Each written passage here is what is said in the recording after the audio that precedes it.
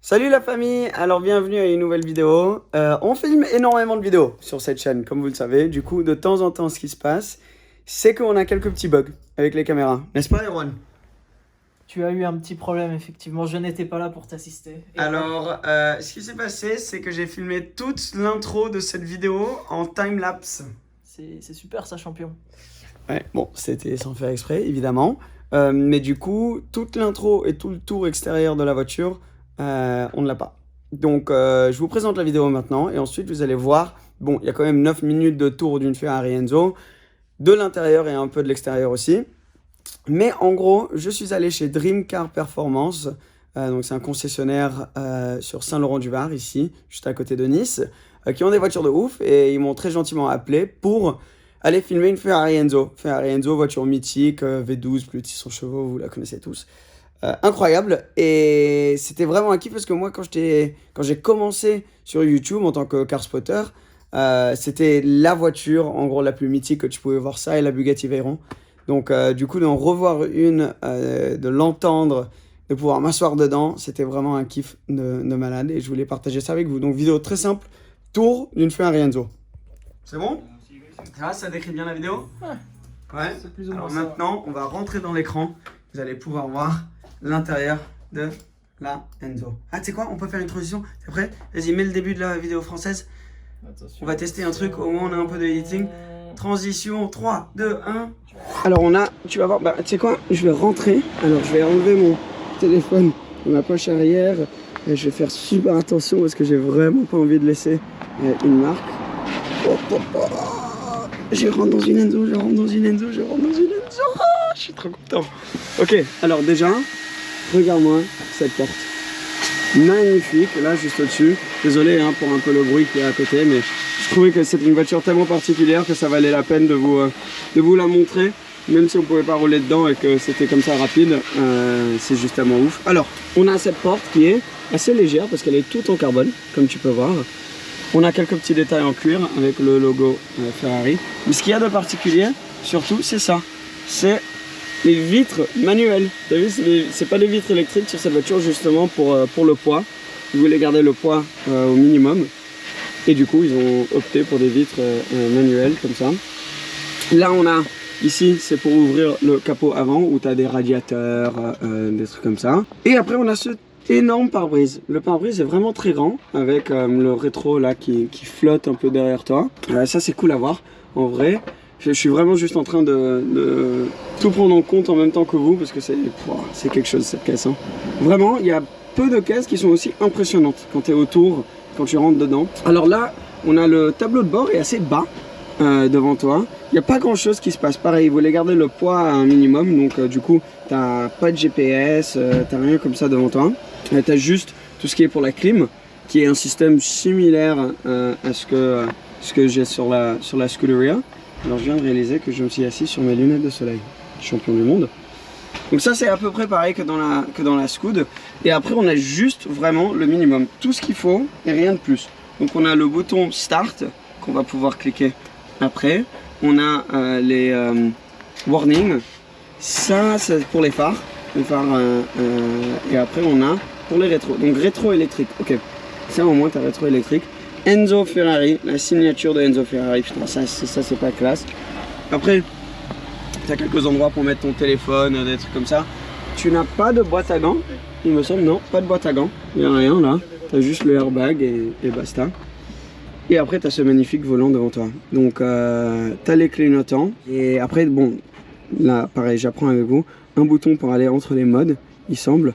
7, ça doit être, je sais pas, pour mettre la vitesse, quelque chose comme ça. Ça doit être le lift. Devant, là, on a le bouton pour se mettre en marche arrière, il me semble. Et là, on a, du coup, pour tout ce qui est la traction et le mode race. Donc, ça, c'est très cool. Ça, j'imagine mode race dans une Enzo. Ça doit être quelque chose déjà que dans une Scuderia, assez impressionnant. Après, tu peux voir que la voiture monte jusqu'à 8000 tours. Et elle crie 400 km/h. Ici, elle va pas monter jusqu'à 400, mais pas loin. Et cette boîte de vitesse avec ses petites palettes en carbone.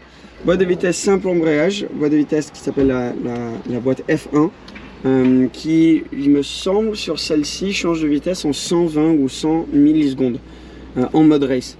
Donc impressionnant, et elle te donne une sacrée baffe. En tout cas, c'est quasi exactement pareil la boîte de vitesse que j'ai sur ma Enzo. Oula, ça serait cool d'avoir une Enzo. Sur ma Scuderia, tu as les LED là pour quand tu changes de vitesse, donc ça s'illumine. Et quand tu arrives au dernier LED, c'est là que tu dois changer de vitesse. Après, on a tous les classiques. Donc tu as pour tes phares sur ce côté-là, et après tu as pour tes essuie-glaces, etc. Ici, j'ai jamais vu ça avant. Je sais pas, c'est dû être un nouveau système qu'ils n'ont pas continué, j'avais jamais vu ça. Je sais pas si c'est sur toute Enzo ou celle-ci. On a le harnais, pareil que celui dans la Scuderia. Donc t'attaches ici au centre. Et ces sièges qu'on retrouvait dans quelques 430 il me semble, mais bon, à peu près que dans les Enzo. Donc très cool de les voir là avec le carbone, t'as vu les inserts carbone, le dos en carbone. T'as des sacs aussi, t'as tout d'origine dans celle-ci. C'est vraiment dingue, t'as vu la qualité du cuir quand même. Elle a 29 000 km, mais 29 000 km où je pense qu'ils se sont très bien occupés de la voiture. Alors, je vais juste aller faire le tour derrière pour vous montrer maintenant qu'on a vu devant et derrière. Alors en sortant, on peut revoir tout le carbone. Et là on a, ici on doit tirer pour pouvoir voir le V12 derrière, atmosphérique. Les énormes jantes et les énormes étriers Brembo derrière là. Et après quand on arrive, on a... Je trouve qu'elle est limite plus impressionnante de derrière. Elle est tellement large, la Enzo. Elle a un diffuseur. Oh, ce bruit. Mustang. Très cool. On a un diffuseur que tu peux voir en carbone, juste là, qui est impressionnant, vraiment inspiré des Formule 1.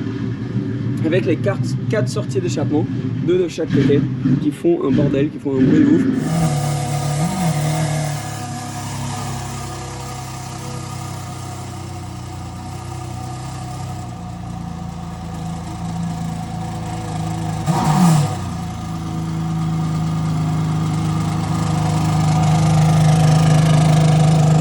Et ce que j'aime beaucoup avec la Enzo, c'est que tu peux vraiment voir énormément du moteur. À travers là, tu peux voir l'échappement, avec quelques détails ici, avec les entrées d'air. Mais regarde-moi cette beauté. C'est vraiment un truc. Franchement, tellement réussi le design de cette voiture. Et c'est, je sais pas si vous êtes d'accord, mettez en commentaire si vous trouvez que c'est la hypercar ou supercar des derniers 20 ans qui a le mieux mûri. Je trouve qu'avec le temps, elle devient de plus en plus belle. En tout cas, pour moi, à mes goûts, je la trouve juste de plus en plus belle. Et ce qui est ouf, c'est que tu peux voir comment ils ont réfléchi le design en utilisant, ils voulaient qu'elle soit belle, mais 2, les aérodynamiques et à quel point ils filtraient l'air à travers le corps de la voiture. Donc, par exemple, là, tu as l'air qui va commencer là, qui va se mettre entre les phares avant et cet avant un peu Formule 1, et qui va venir ensuite au-dessus de la porte. Là, j'ai pas envie de la baisser parce que je veux pas mettre de traces de doigts. L'air continue là et ensuite termine, pam, là dans l'entrée d'air. L'entrée d'aération qui envoie l'air froid au moteur, derrière là, et aussi au frein arrière. Tu as quelques détails comme ça, tu vois, l'air pareil qui va rentrer ici. Tu pourrais faire le tour de la voiture et l'observer et la regarder pendant tellement longtemps. Ça, c'est pas juste pour qu'on puisse voir l'échappement, ça c'est pour évacuer tout l'air chaud. Vraiment ouf. Vraiment ouf. Vous pouvez voir que je suis très fan de cette voiture. Waouh, incroyable. Bon, je vais demander si on peut ouvrir le moteur pour qu'on puisse regarder le moteur vite fait. Ensuite, on va la redémarrer. Et voilà. Bon, entre-temps, on va démarrer une Challenge Stradale, là, qui apparemment va faire du bruit. J'ai la turbo qui est très sale, donc ça me fait de la peine pour les autres voitures qui sont toutes super propres ici. Et moi, j'arrive avec ma turbo super sale. Mais entre-temps, avant qu'on ouvre le capot, on va démarrer celle-ci. Alors.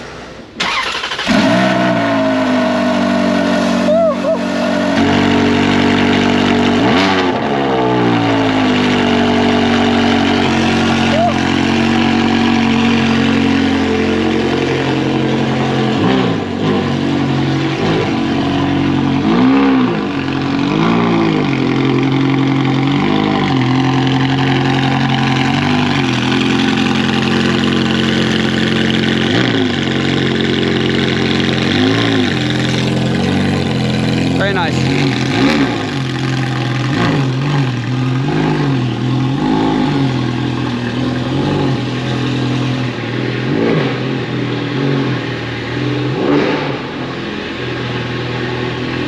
Regardez ça, la famille. Incroyable. Ce qu'on peut voir, on voit tout. C'est ça qui est dingue et tout est en carbone. Donc je sais pas si vous avez vu vite fait dans le timelapse. En gros, j'avais cliqué sur le mauvais bouton sur ma GoPro. Bravo Seb. J'avais... Ouais, et en gros, il faut mettre là, vous voyez là, ce bâton, là, en gros, il se place juste en bas là, et quand tu veux tenir le capot, tu le mets. Mais pareil, pour, au lieu d'avoir un système hydraulique qui pèse une tonne, t'as ça, et ça fait le même effet, et ça marche très bien, et... qu'est-ce que c'est magnifique.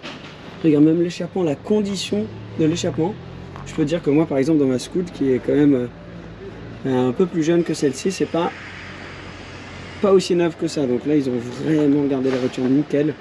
L'énorme V12. Pour comparer, regardez un petit peu ce qu'on peut voir dans les voitures modernes. Voilà. Ça, c'est le moteur avec les modernes. Et avant, c'était plus comme ça. Donc c'était quand même mieux avant. Hein. Mais voilà, sur ce, je voulais juste vous montrer la Enzo vite fait. Pour faire un petit tour intérieur-extérieur. Énorme merci à Dream Car Performance, bien sûr.